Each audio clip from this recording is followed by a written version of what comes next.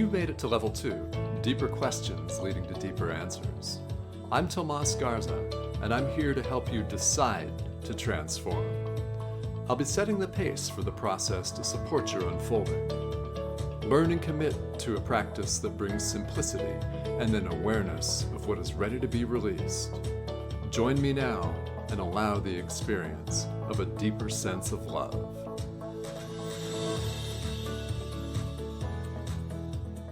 Hello and welcome to Decide to Transform. I'm your host, Tomas Garza, and with me as executive contributor is GP Walsh. GP is a renowned master spiritual teacher, and I'm so fortunate to have him appearing as my guest twice a month here on Decide to Transform. If you have heard any of these shows, you'll know that there's really nothing at all off limits, and that if it is a subject matter that lends itself to depth and to thoughtfulness, we're going to talk about it. And if beliefs happen to get challenged along the way, all the better, because that's kind of what we're here for. All right. Well, GP, welcome back. It's a pleasure to have you. Great to be here, Tomas. Thanks again. This is so great. It is really so much fun. Yes, it's a beautiful conversation every time. And we just start with a subject and we see where we end up from there. So what I am intrigued to hear your take on, GP, today is what it actually means to be spiritual, because there are so many people out there who label themselves, right, as spiritual. So what does that actually even mean? Well, what it truly means is the visible manifest life that arises out of your own deep spiritual inquiry. You can't define it in terms of certain kinds of behavior or appearances or beliefs, because then you're just defining a belief system. It may be a good belief system, right? It may be ethical and moral and helpful and all of that, but it's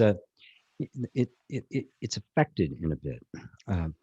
In most of our modern religions, especially in the West, that's what they primarily are about. They're about managing behavior, that you got to look a certain way, act a certain way, you disport yourself in a certain way, you have certain beliefs. And so it's all taking yourself and conforming it to a set of values, which can be very useful, orderly, and it makes for a stable culture and a stable family and all of that kind of stuff, but it has nothing to do with spirituality. It's the life that arises out of the discovery of who you actually are. It's the life that inevitably arises when you are willing to challenge your beliefs, challenge your assumptions, and really go for the gold of the actual truth of being, who you in fact really are. And so, and the very act of doing that, even when, in the beginning, when you haven't gotten very far, is going to have an impact on the way you live your life. Things are going to look different. And you're going to end up being different in your life without making yourself be different in your life. It's going to happen. It's going to flow from your being. And people notice that because it has a different flavor about it. It has a different energy. And people are drawn, we call it authenticity. Right? And people, yes. How do I become authentic? It's kind of a strange question, right? Yes. You have to rid yourself of everything that isn't authentic, which means acquired behaviors, acquired tastes, acquired ideas, beliefs, attitude, conditions, all the stuff that we were enculturated into, and we all were. We all were. Depending on where you happen to be growing up and when, you will automatically conform yourself to certain characteristics of the environment in which you grew, and that environment is determined culturally. Yes, there's difference individual differences from family to family and community to community, but there's an overarching view of the entire culture. So, my worldview was one way when I was very young, because I grew up in a small town in the Midwest in the United States. Right now, take the same kid and stick him in some place in Pakistan or Serbia, and the same kid would have completely different worldview, completely different ideas, different language, different everything. Right? Sure. So there's nothing inherent about those. And the spiritual journey is finding what's inherent, cutting through the cultural overlay to get to who you actually are. What was there before you were conditioned, before you were enculturated. And that's going to have a profound effect on the way that you live your life. So spirituality isn't just a system of beliefs by which you make different or better choices. It is a system of self inquiry in which you find that the choices you're making are innate, they're natural, they're coming from your soul. They're not overlaid at all. They weren't taught to you. Right? They're as natural to you as blinking. It's just who you actually are. And there's the most beautiful feeling in that. It's like I'm home. I'm happy Yeah. in my own skin. I am who I am and I love who I am. And there's nobody else like me. This is the discovery that awaits.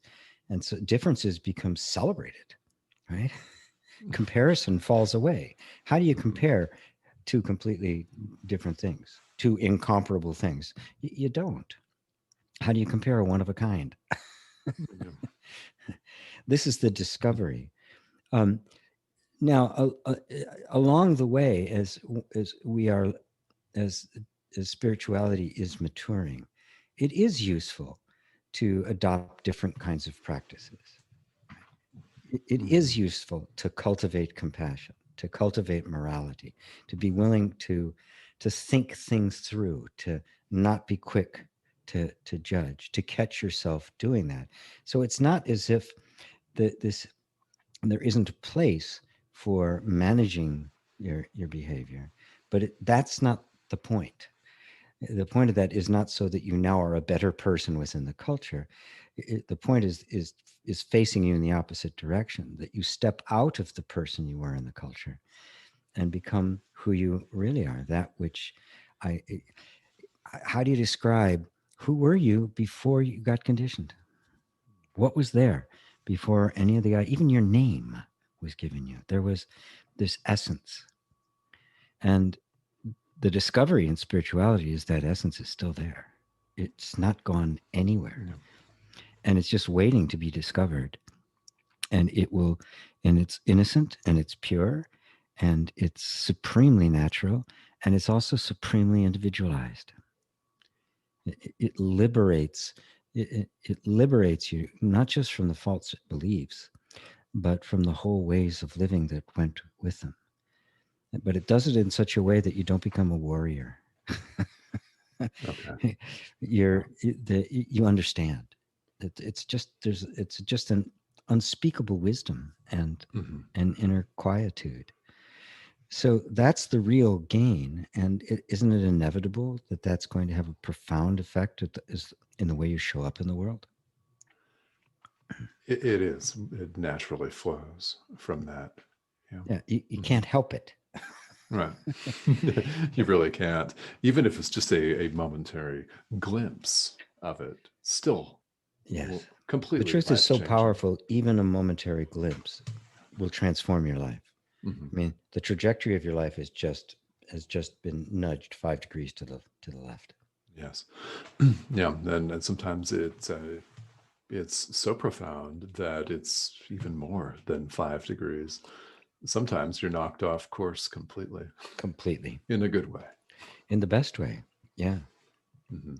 your whole life, the whole thrust of your life will change. All the motivations behind it. I mean, people don't like to hear this when I say it, but that's why we're here. I love That's it. that's why the decision to transform is not an easy one. No, We it's want, not. yeah, everybody wants to go to heaven. Nobody wants to die, right?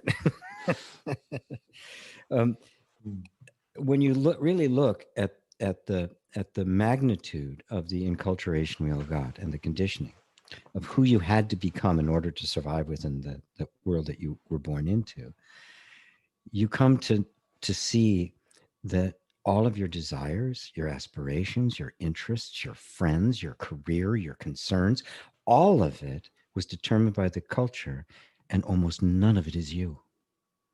Right. Whoa, Yes. that shakes you right down to your socks. Mhm. So what is it I really, what's me in all of this? When I got divorced back in the 80s, it was a very troubled marriage, very difficult. Much of it, I was a single father. Um, Mhm. I got, but I didn't have a lot of money for a lot of that period of time. Eventually I got into a whole line of work that I could make good money, and I had a house and did all the things that, but I was totally devoted to being just a father to my kids. And Okay. their mother was no, not not all that useful. Mm. And so I had to, I kind of, everything was about them. My childhood had been absolutely horrible. I was not going to put them through that. So I did everything I could. So finally, they're older. I'm now 36. I'm divorced, right? Um, I realized I was fat. Oh. and and so for the next 18 months I was a gym rat. I got down to 10% body fat. Oh, wow. These Okay. were, yeah, I mean, I was Mm. buff. I mean, I Mm. I was ripped. Right on. And it was fun. I mean, it was this was a transformation that took place, um, simply because it just, I had realized that was the direction. If I didn't leave, that this was all it was ever going to be. No, it was only going to get worse. It was only going to Yeah. get worse. And it just struck me so deeply that I did that. Later, after I had actually lost some weight and I looked pretty good, I went looking for clothes, right? Now, in the past, I just, I got whatever was needed because, I was dad. I was just doing what dad needed to do. Sure. I walking through the mall at all the clothing stores, I had no idea what I liked. Okay. I'd look at something and go, "Do I like that?" I I didn't know. I had no idea who I actually was, what was interesting to me, what appealed to me. And for the longest time, I couldn't buy any article of clothing unless I saw it on the mannequin because I just couldn't conceive of of it. And that's the kind of example we get that disconnected, right? That everything I was doing was to be dad, right? So I bought the dad clothes, I had the dad car, I mean, I did all the things they were supposed to do. None of it was me. It was all the cultural imposition. Now, Mhm. because I was a father, I had to do that, not to the extent that I did actually, but Okay. I Yeah. didn't know better. uh, I simply didn't know better. All I knew how to do was to sacrifice and deprive myself. That's how I was. That's how I learned. That's how I grew up. That was what I was taught. And Mhm. at the time, that was even part of my spirituality. To just always put what you wanted behind. It was I'm still immature about the development of it. So this is kind of an example of it. It's not that this inner discovery isn't just angels singing and the Red Sea parting. It's very practical. It's little stuff. What do you Mhm. like? What do you want to read? What do you do Yeah. when you don't have to do anything at all? What draws your interest? What catches your eye when you're walking down the street? These things that we just don't pay any attention to, but they're actually the most natural part of us. And that's the fruit of this, right? That's Mhm. the perfume of the flower of this kind of inner inquiry. It just touches the most human and practical and visceral parts of our lives. Mhm. Otherwise, it really wouldn't be spirituality, would it? It would just be another form of enculturation. Right. Yeah. Yeah, it certainly would be. And there are so many forms of enculturation, as you just mentioned. And you mentioned with spirituality that you eventually you reach a point where you understand, and then you said that you do not become a warrior. Yeah. There are so many terms like prayer warrior, spiritual warrior. People are in love with the term Yeah. warrior. Yeah, would you say some more about that, where you understand without becoming one? Well, yeah. I mean, the whole idea of the warrior. Remember, the warrior is a mythological image. It's an archetype, Yes. Hmm. and it's an important one. But all it refers to is the inner stance for your own to be in harmony with your own truth. It has nothing to do with how you treat others. That's the image of the warrior, but that's the archetype. Uh-huh. That's not the Yeah. essence. The essence is your own your own willingness to to do battle, if you want to say, with your own assumptions, Mhm. All right. with your own demons. And so, it gets associated in a lot of things as somebody, the motivated one, who's, I'm the warrior for God and that sort of thing. Yeah. But those are quite superficial. The only one you're at war with is your own false beliefs. That's the only thing messing up your life. It's the only thing there's conflict with, and it's the only place you have to focus your attention. Um, and that's what's meant by the double-edged sword of truth, that guards the gates of Eden. Yes. That's what Christ meant when he said that I come to set the father against son, brother against brother. I bring not peace but a sword. That's what he's referring to, right? Because he also said, "Put up your sword." He who lives by the sword dies by the sword. Made a clear distinction of that as a practice in the world and an inner practice of discerning the truth and then living up to your own seeing, to actually stepping into the authority of what you've come to see, which isn't easy when what you come to see inwardly completely contradicts everything you've ever believed and everything everyone believes, right? And you have no authority. You don't have a bunch of letters after your name to claim this, right? You don't have, Dr. Walsh, right? The only authority you have is the authority of the truth itself. You see it, you know it, you can't deny it. And making your stand there is a completely internal thing. That's to really internalize that the warrior and the peacemaker are one. And the only thing you're at war with is that which is not true. And the only Yeah. weapon of your warfare would have to be truth. Yeah. The most effective of them all. The only because everything else is a belief, and Mhm. it too has to be questioned. You have to keep Yeah. questioning until you're through all the beliefs. The only thing left is truth, Yeah. Yes. which is self-sustained. Yes, and this is why when someone stands in the authority of truth itself, people just, well, they can feel that. They Hmm. they can see it. Yes. Yeah. Hmm. And I love the phrase that you just said, living up to your own seeing. So what does that look like for you?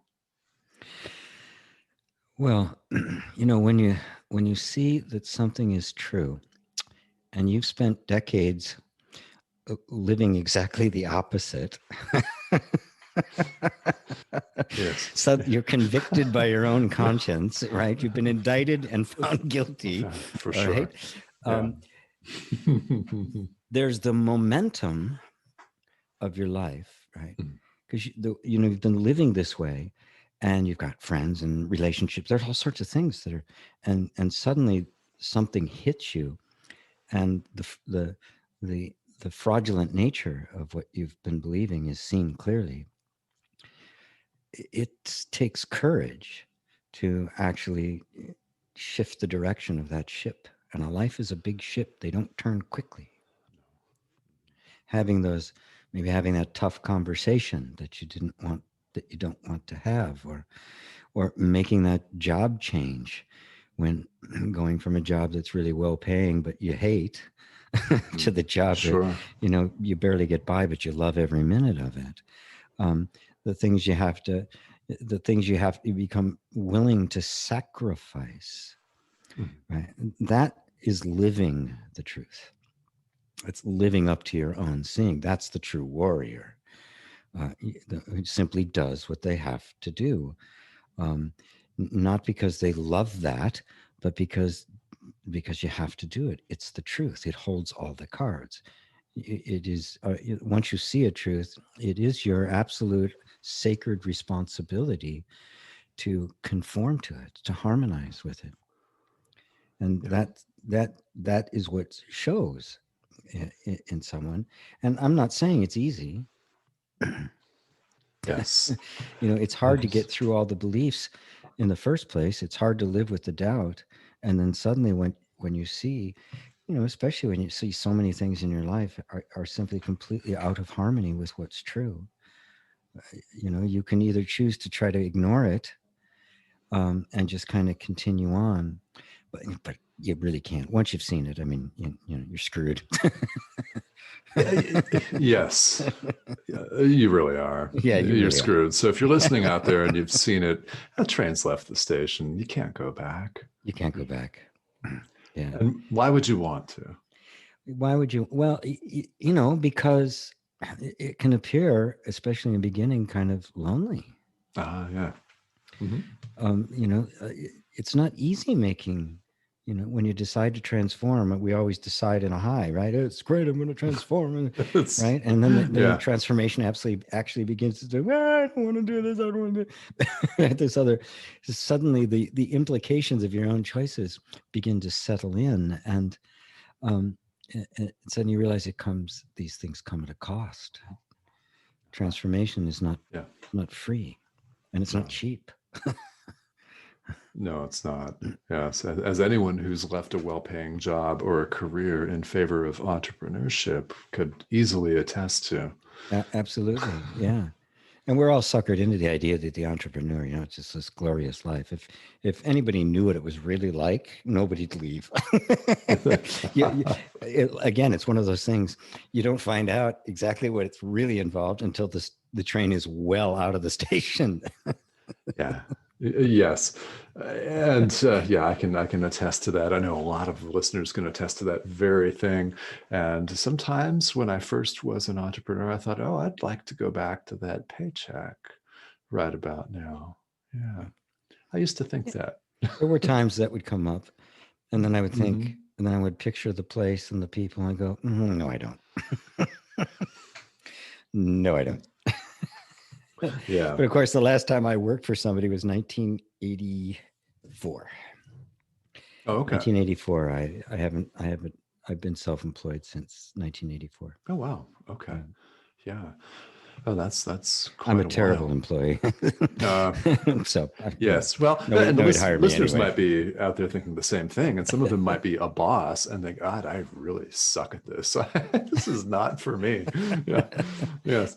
And yeah, I love the analogy there to standing, living in your truth, and standing in your truth, and the fact that you can't go back. Yet it's not easy. It's not easy, um, simply because there's much of us that it needs to be surrendered. You know, Mhm. the spiritual journey leads to the total freedom of the soul, the total freedom of your original innocence from the egoic mind. But the egoic mind just doesn't say, "Oh, gee, that was really good," and walks away. It's ingrained in the system. I mean, the enculturation we were talking about before constitutes the egoic mind. It is the mind of the culture, of your upbringing, of conditioning. It is all the thoughts, feelings, and sensations that are in that pattern. And the discovery that the ego doesn't exist as a thing, but is only a repetitive function in the nervous system is a huge insight. But that insight only gives you an authority to deal with it. It doesn't make it go away. And so you find yourself one step at a time, yet another thing to surrender, another thing to let go of, another idea of what I think should be dropped. And that's the real spiritual path, right? It isn't it's nitty gritty. It isn't necessarily glorious. There are times of just enormous openness, of total, just feeling one with the universe. But that aperture can close again, right? As Yes. as the clouds come back, and you might think you lost something, but you didn't really.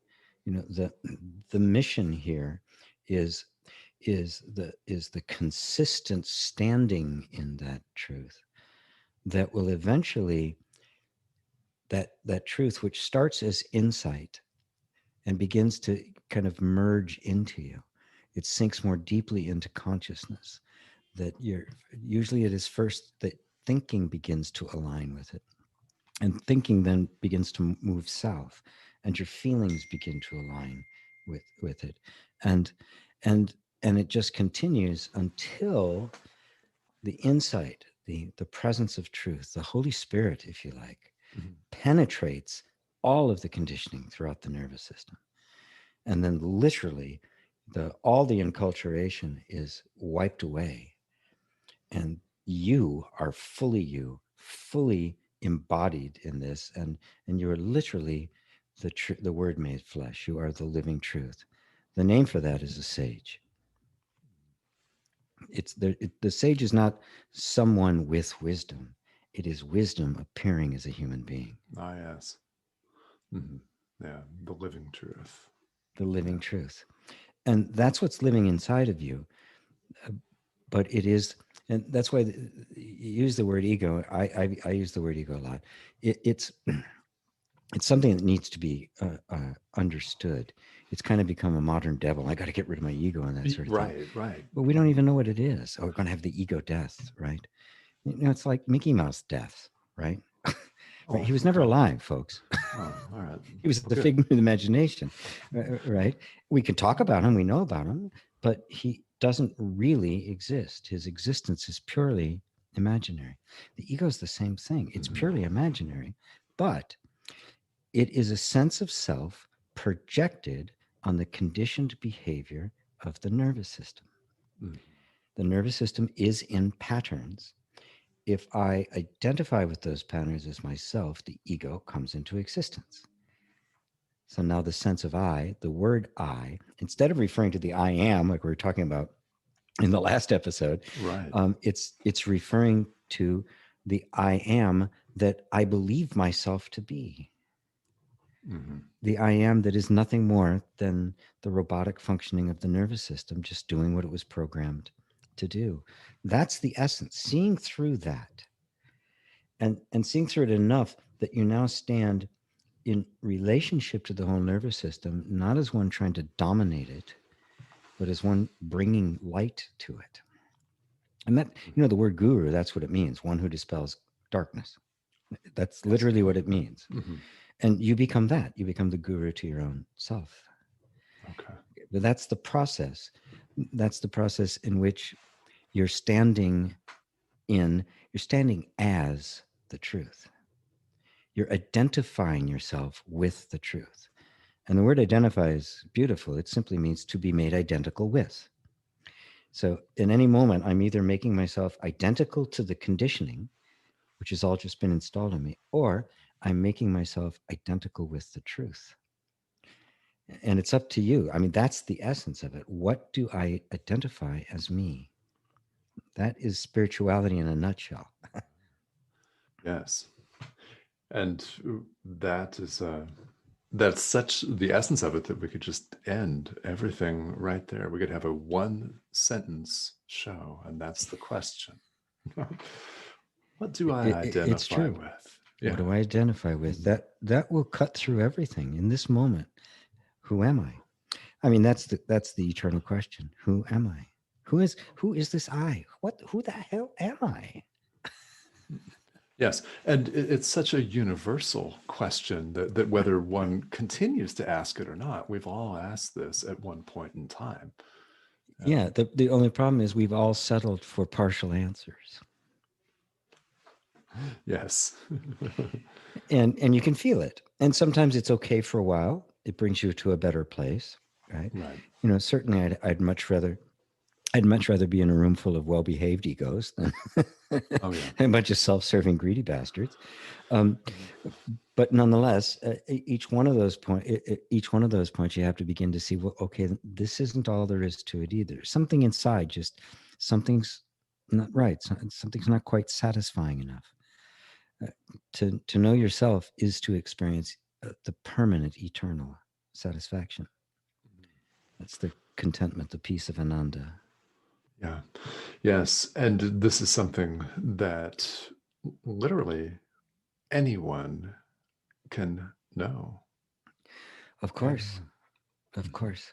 There are no rules here. There's no prerequisites, right? Mhm. There's no lords of karma, that are passing judgment. Nope. It's just you. Everybody is fit and worthy to know who you are. I mean, your existence proves it, right? And no one else but you can tell you or find it. Right. Because anybody else telling you something, it's just going to be their perspective of you. It's not going to be you. Mhm. It'll Yeah. always be hearsay. Yes. Yeah, it will be. And yeah, that's a beautiful thing that it's up to us. And then we see so many people in throughout history and in all societies really wanting to disclaim that responsibility or that ownership by putting this off in a projected other deity or supreme power. And we've talked about this on a couple of the shows, including the last one. So, in standing as truth and identifying as truth, what then, what authority does this then confer upon you? Well, remember, truth is truth, right? I mean, we don't really even understand what that word is because we think of true ideas, true concepts. Oh, that's true. That's true. Truth is not that. It's not a concept. It's not a belief. It doesn't, and because of that, it doesn't change. Yeah. Yeah. It's absolute. It's self-illuminating. It's self-existent. It's self-validating. So if I'm standing in and as the truth, I have the ultimate authority. I have the authority of truth. That's what Christ meant when asked him the same thing. By what authority do you claim this? And he quoted scripture. He said, as it was written, if I bear witness of myself, my witness is not true. But my Father in heaven, referring to truth, he bears witness of me that what I Nice. say is true. And then he would say things like, heaven and earth will pass away, but my words will not pass away. That's authority. Mhm. And that authority that comes from God, and God is simply just a metaphorical word for truth, for what is absolute, eternal, unchanging. When I am that, well, then I carry that authority. But truth is also love. Uh-huh. Yeah. They're one and the Yeah. same. And so that authority is not the world's version of authority, which is, power over another. Sure. It is just a quiet knowing in the presence of which um, one feels the truth of it. When you're in the presence of a sage, you know it. Yes.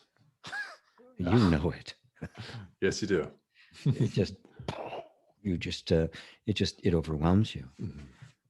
Because it is just full of power, which is truth, and love, total, unconditional acceptance. They go hand in hand.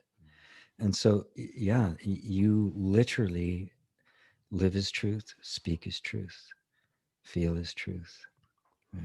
You are truth. It is truth eating dinner. It is truth doing the dishes. It's truth mowing the lawn. It's Yes. it is the transcendent spirit made evident in a human life. Right. Yes. Wow. Beautiful. Beautiful. And again, so wonderful that this is something that's innate to Yeah. all of us. Now, if someone is listening and perhaps they're listening to our conversations for the first time, where might you direct people for more work on this or more information? Well, um, my website, of course, gpwalsh.com. I also have hundreds of videos out on YouTube. I do a weekly satsang and the like. And anybody who's who interested in, I mean, it sounds like, you're, going to study butterflies or something. I mean, anyone who something inside them is resonating, something is calling you, right? This is more than just, a nice intellectual curiosity. I'm going to read a book on non-duality or something like that. If it's more than the cappuccino awakening, right? Yes. There's some sense of urgency about it. Um, it's wonderful that these days you can go to Google or YouTube and find out about anything, right? There's nothing. You can get everything Right. you want, except teaching. You can get all the information you could possibly want, but almost no real guidance. This is the kind of thing that you really need to hook up with a teacher. It doesn't have to be me. There are other good teachers out there. But this is not the kind of thing that you can just kind of take on yourself and get it. A lot of it you are working with yourself. And it is a very personal inner journey. But the fact of the matter is, because you're having to challenge all your assumptions, it's so easy to get new information and process it through your oldest context, your old assumptions, Yeah. and you just get kind of a different flavor of the same old thing, Mhm. right? It's Christ that you can't put new wine in old wineskins, right? It tastes like ass. I mean, it's just There you have it. Yeah. right. So you have to have there has to be enough depth and enough exposure to somebody who understands this stuff to be able to show you the nuances, the subtleties of it, the Mhm. places to look. Yes. You got to do the looking, but boy, a teacher can make the difference between it taking 10 years and taking 10 months. Oh yeah. Yeah. Yeah. That's for sure. And then again, on your website, gpwalsh.com, people can go and they can take a look at all of your offerings, all of your courses, and there are meditations, even music that you yourself have composed. And in closing here, GP, before we wrap up, what else would you want to tell listeners, especially those that might be joining us for the first time? Those that have listened to several of our conversations will know that they are screwed. There's just no getting around that. They're not But getting around at it. Yeah. yeah, if someone's just tuning in for the first time, what other final words would you have for them? Well, it comes a point in everyone's life where there's a certain awareness of a very subtle but undeniable dissatisfaction. Something's off. This isn't a bad thing. It's that's the breadcrumb that will lead you inward. The thing you're going to be confronted with, and everyone has been confronted with this, is that all the various religions and various spiritual practices and personal development and the law of attraction all are telling you how you can meet that, right? And they're all external. They're all something out there that you get or do. They all involve you changing into something else, you learning something. And if anybody's done that enough, they realize that that discontent is still there. Right? The true meaning of it, it's really a voice deep inside of you that's calling you in. It's calling you home. It's an existential discontent. It is not conditional. It is not I'm not content because I don't have enough money or I don't have a good relationship or something like that. This is if you really feel into it, you'll feel that there, this is bigger than that. It's fine, make the money, have relationships, do all that stuff. They won't have any effect on this whatsoever. They won't budge it. It'll still be there. And if you're at a point where you're sensitive enough to feel that, you're already screwed. You're already on the path because something inside you knows that none of this other stuff is going to meet it. And to recognize that, it means your feet are already on the path. Awakening has already happened. The process is unfolding itself. And the beauty of it is that when at some point you will choose to cooperate with it, you're not really doing it. Yeah. Nobody chooses to wake up. We all think we're going somewhere else. And then we discover that truth has been calling us the whole time. Yeah. And to recognize that there's a humility, there's an openness, there's a surrender that takes place. As Rumi put it so beautifully, he said, "The power that brought me here must bring me home." Ah, yes. And to to to recognize that is the most it's the most auspicious and magnificent experience the human being can have. It, it is it is the turning point. It is the Armageddon, that rendezvous with destiny. Mm, It is the reason you're here, yes. And it's awaiting all of us. all of us. Hmm. Yes. This is, and that is the truth right there. And standing in the truth, this is all of our destiny. Yes. Um, yeah, I love this. Oh, GP, that was really, really quite poignant and wonderful. Thank you so much for that. And thank you again for appearing as my guest here. This has been a wonderful conversation as always. As always, Tomas, it's really great. You have such a way of just opening it up so that we can really touch the depths. Yes, this is what we want to do because we've had lots of experience between us, and it's good to want to touch the depths because that is something that that I find, I know you find as well, that people are lacking that depth. They're Yeah, lacking the heart. There's such an unwillingness out there to really go there. Yet that's where we all need and ultimately want that's what we all to really travel. want. Yeah. Yeah, Hmm. because that's where you are. It That's where is. your true self really is. It is indeed. Yes. Well, guys, and you, as listeners here to Decide to Transform, will get to hear GP here twice a month. He appears as executive contributor, and it's such a pleasure, GP, to have you on again. Thank you for joining me. Thanks, Tomas. Thank you all for tuning in here. This is Decide to Transform with GP Walsh, and I'm your host, Tomas Garza. We will catch you all again here very soon. Have a great day.